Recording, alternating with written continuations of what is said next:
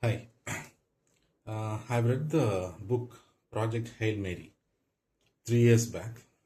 The movie has come now. I haven't seen the movie, but from the friends who have seen the movie, I understood that certain details are missed out in the movie. Of course, as a movie maker, they have all the creative license to, uh, you know, ignore certain details. Of course, all the details in the book cannot be packed in a 2.5 hour movie. So one of the details which is missed apparently is the reason why Rocky has a lot of fuel, so much so that he can give some fuel to Dr. Grace so that he can come back home instead of it being a suicide mission, right? So this detail why Rocky has so much fuel is missed out. Then I recall the details I read in the book 3 years back. So you have the sun here and the tau ceti here, which apparently has the solution to the astrophage problem, and you have the Erid, the solar system from which Rocky arrived. So the distance between Sun and Tau Ceti is around 12 light years, 11.9. Let's keep it as 12. So that's the distance Grace in the Hail Mary ship has to travel. Right? And the distance from Erid to Tau Ceti is around 10 light years, right? So, how they calculated the fuel, both the Earth scientists and the Iridian scientists, right? So, the ship is designed to travel at a constant acceleration of 1.5 g.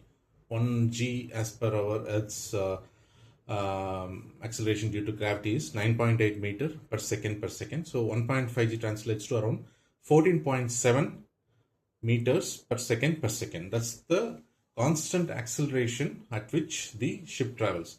So the humans in the ship would experience a gravity which is 1.5 times more than they would experience on Earth. Right?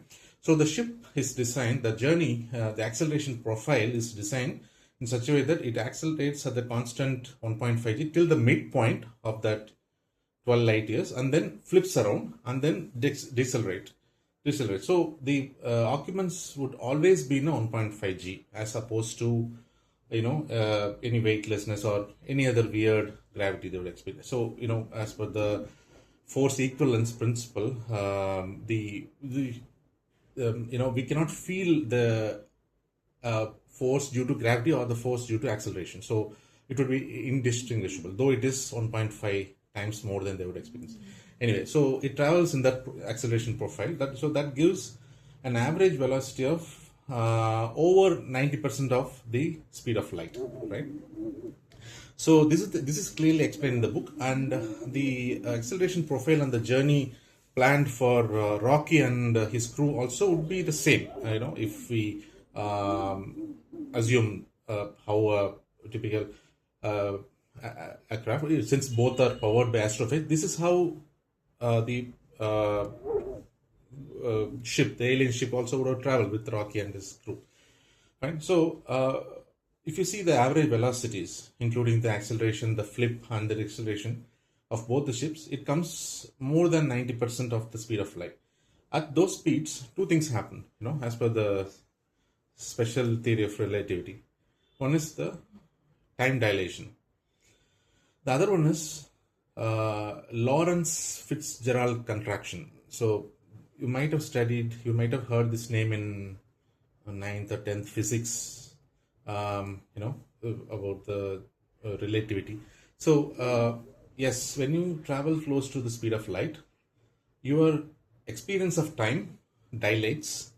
So though the distance is 12 light years, and at 90% of the speed of light, as per Newtonian physics, it would take around 13 light years. Fine. Yes, from Earth's point of view, yes, it would take 13 light years for him to go for the Hail Mary to go from here to the Tau Ceti. But the ship itself and the occupants of the ship themselves would experience around 4 light years, right?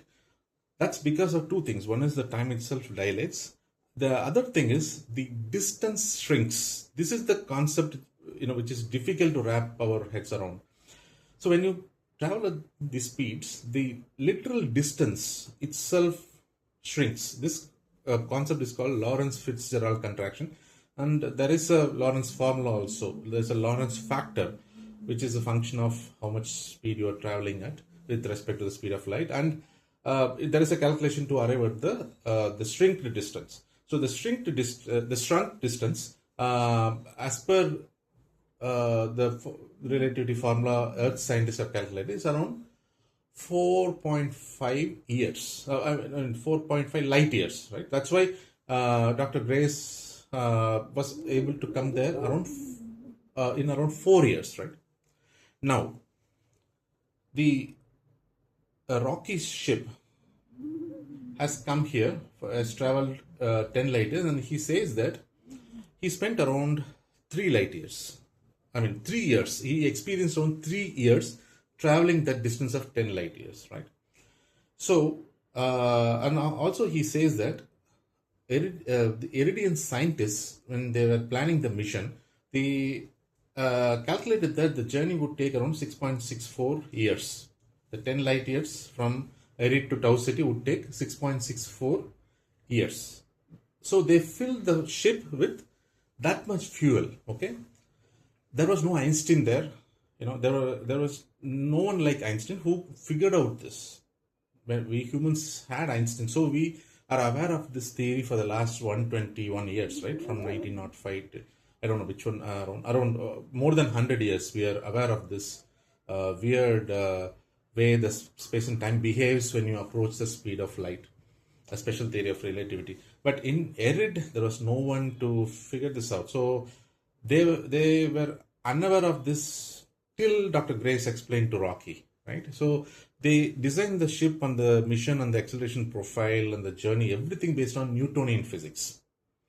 So they filled a lot of fuel, assuming the distance would be the same. But when Rocky traveled, he also mentioned that he increased the thrust of the engine more, and the target star Tau City seemed like it is coming closer, and he slowed down. It went farther. It didn't make any sense, So basically, he was experiencing the Lorentz Fitzgerald contraction in real time without knowing what it is. And till Dr. Grace explained, he and his world people never knew, right? So that's why they filled a lot of fuel, not accounting the fact that the distance itself shrinks when you travel at speeds closer to the speed of light. That's why they filled a lot of fuel. But in actuality, as per the special related, the ship traveled much lesser distance, from the ship's reference frame. So that's why they had that ship had a lot of fuel left, and he was kind enough to offer that to Grace, thus not ending this mission as a suicide mission. Right? This is one of the details I thought I would share with you. So yeah, I'm planning to post more science and tech curious things in this channel. Yeah, be with me. Thank you.